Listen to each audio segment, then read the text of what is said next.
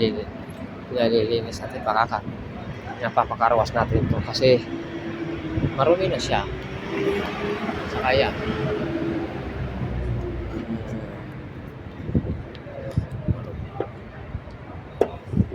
dumi na. Tapos ang tigas na pintuan.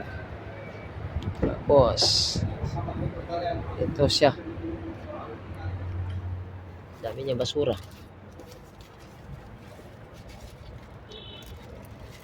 Yan.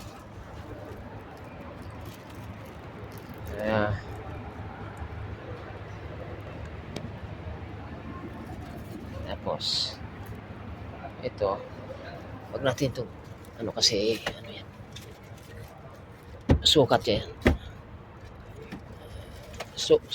Sukat yan kasi order yan. Kaya hindi natin siya pwedeng pakialaman.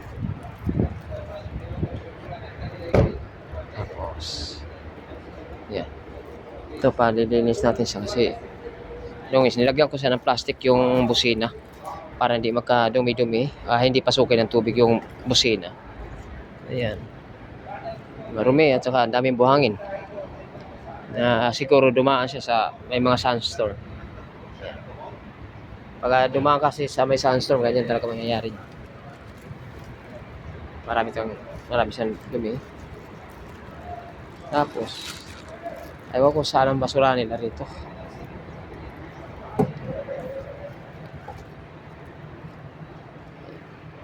Palilinis natin siya, makakarawas natin siya.